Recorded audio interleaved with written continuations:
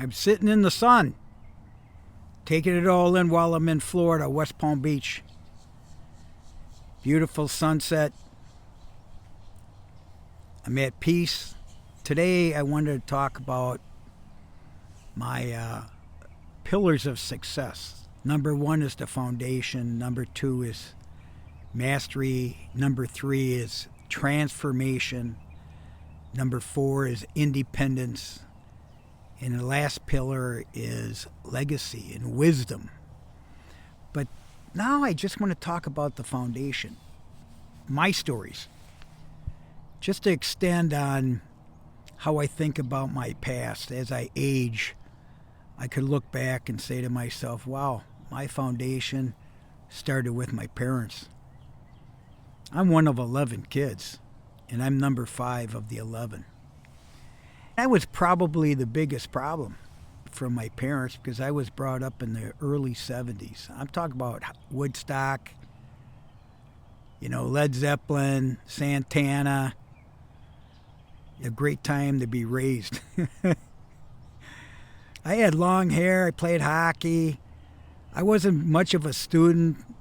I was chasing girls and trying to play sports. And to be honest with you, yeah, I drank a little bit. And there was a few other things that I did in my past that my parents weren't too happy about.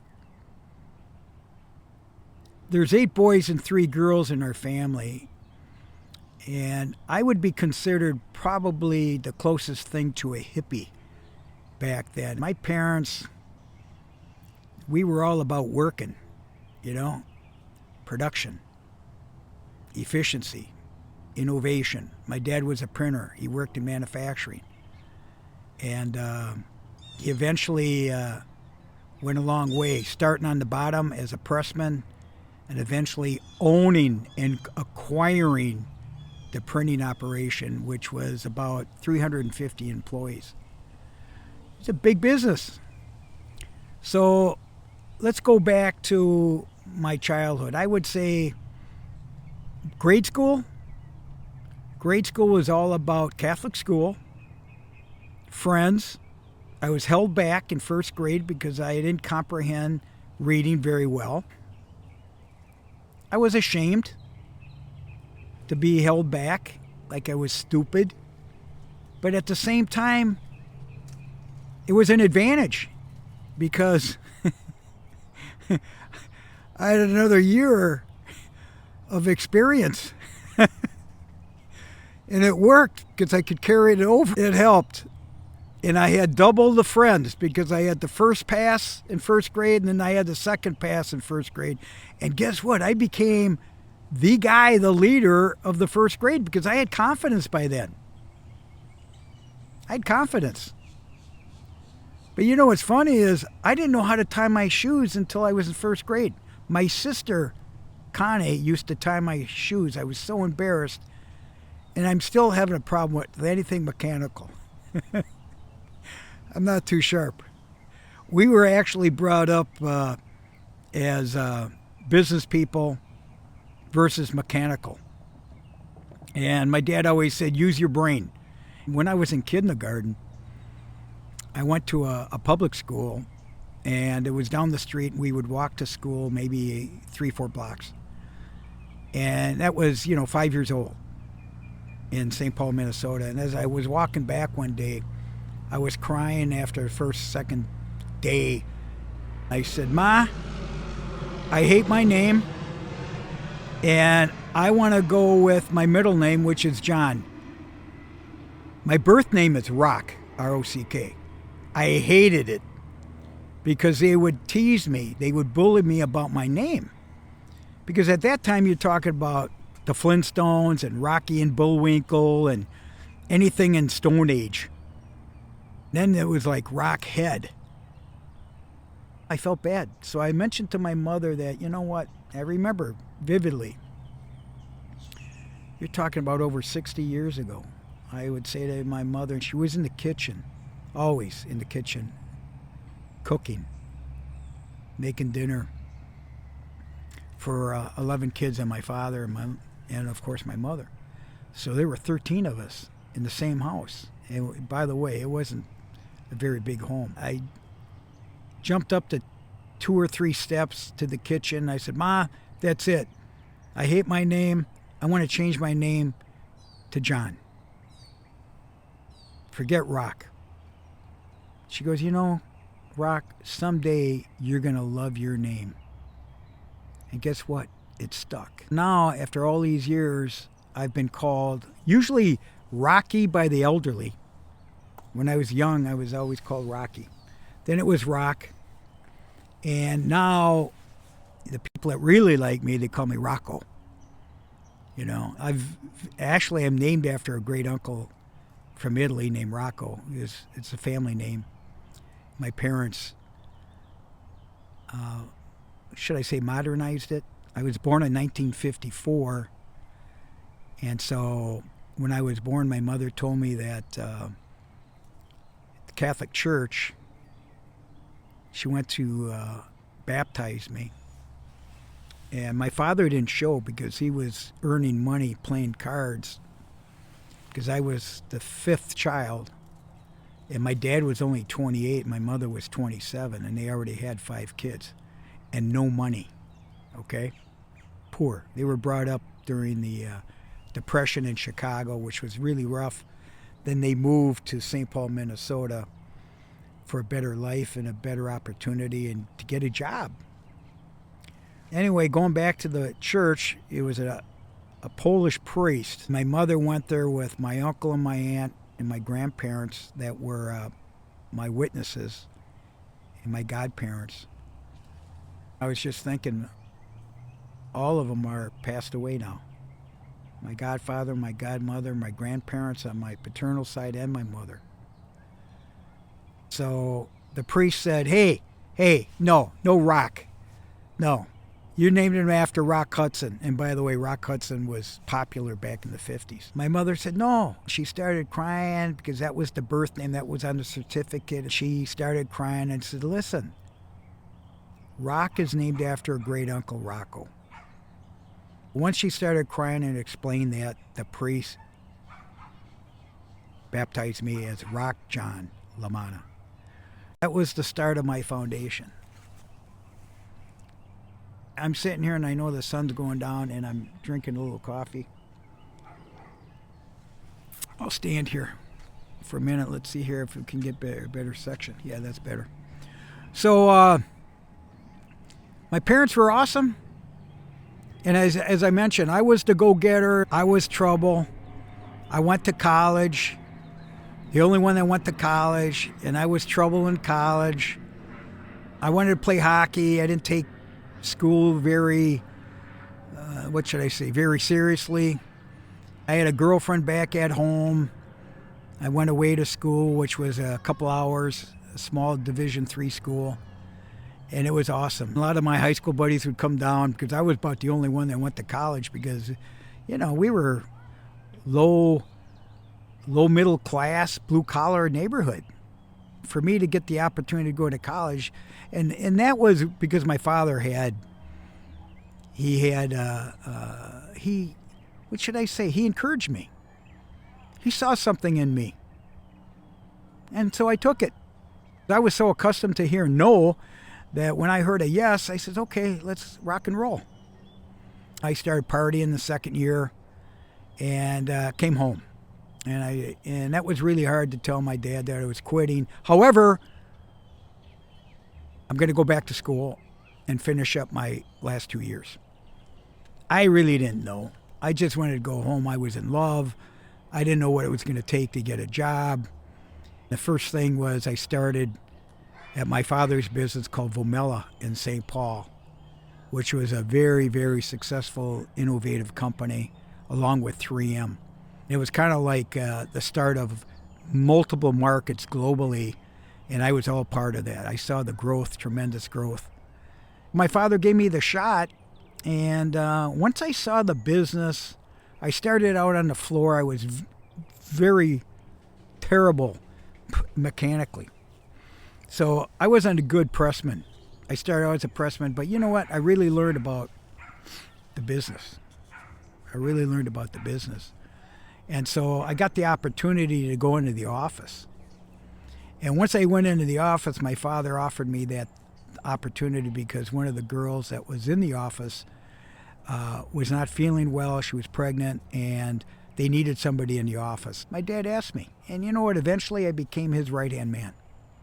I learned the business not only from the press room and the janitorial packaging and the timing and the engineering and the die making.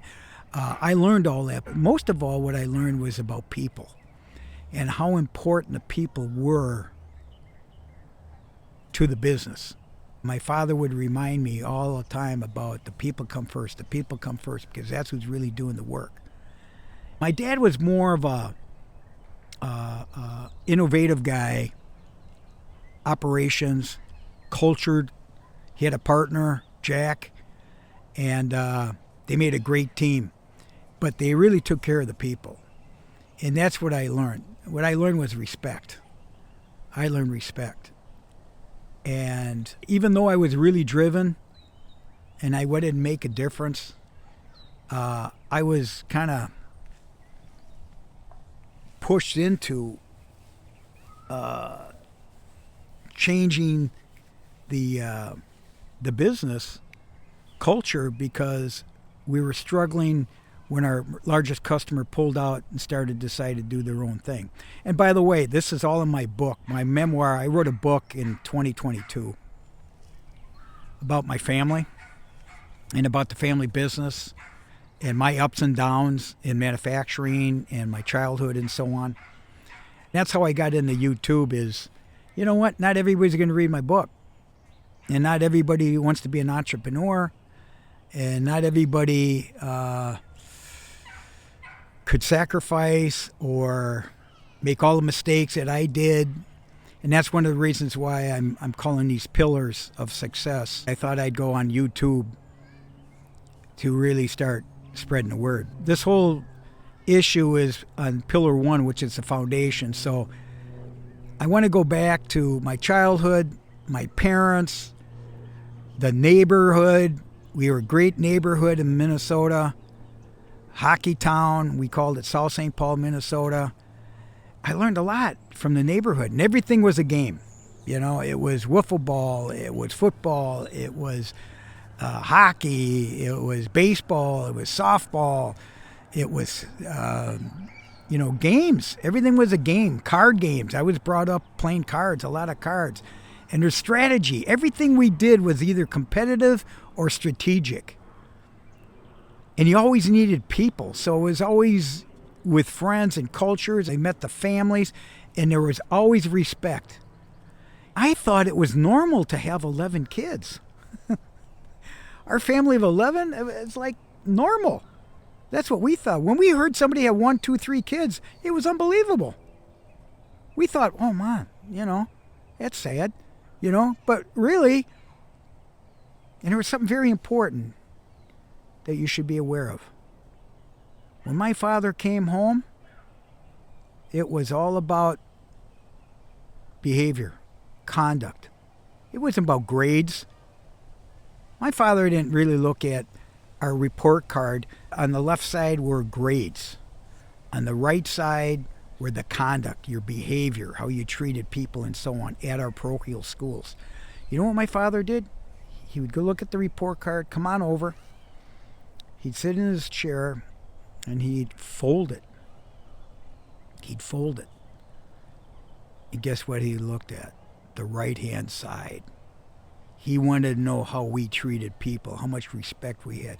We called it conduct. They called it conduct at the time. I still vividly recall the color of the report card, the size of the report card. And then you got that handwritten ballpoint blue ink, A-, B, C, D, whatever. They didn't have really, what do you call those, teacher conferences? Nah. Your teacher conference with your parents. That's what that was. So that was my grade school. And in high school was even more difficult because my father wanted respect. respect to the people and so on. And we got in trouble, believe me. In the 70s, a lot of partying. You had to be careful of who you hung around with. My parents wanted to know who we hung around with. And by the way, summertime, we were working at the plant. Hardly anybody was working. It would be fast food or paper boy, which I've done. I've done all that, But when it came down to high school and 16, you were working at the plant. Summers. Oh, hated it. And there was overtime. But guess what overtime gave you? Overtime pay. So guess what happened with overtime pay?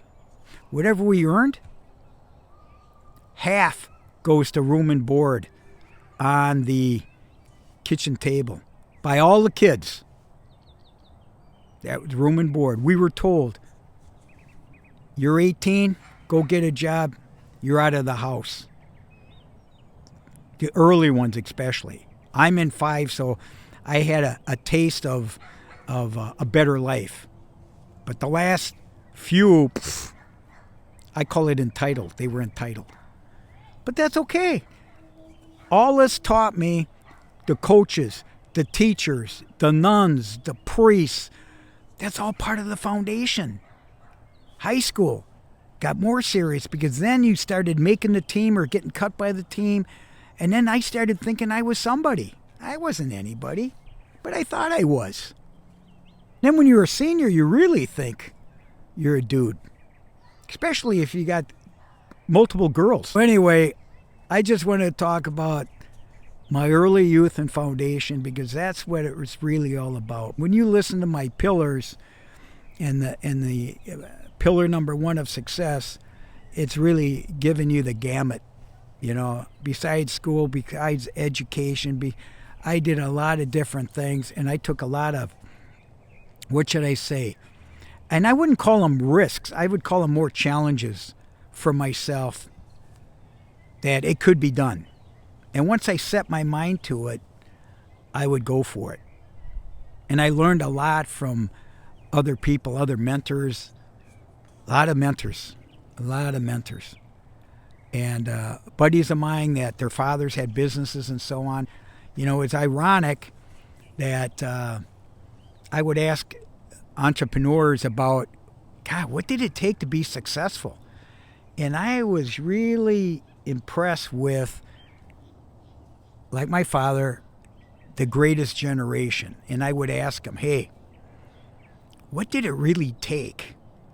And I've received this more than once from gentlemen, especially gentlemen that have family businesses, entrepreneurial, and had breaks like my father, which was work hard and things will happen. And it wasn't, oh, I got a Harvard education. Oh, I made a lot of money. Oh, I was part of Bitcoin. Oh, I was this, no. It was, I was lucky. And I was like, what? How can you be lucky? You create your own luck, is what I thought. Then later in life, it was like I was blessed. But there's a second one that my father said besides, Rock, I was lucky. I had the right partner. I had the right wife. I had faith in God. And he prayed. He prayed to do the right thing. And he did the right thing.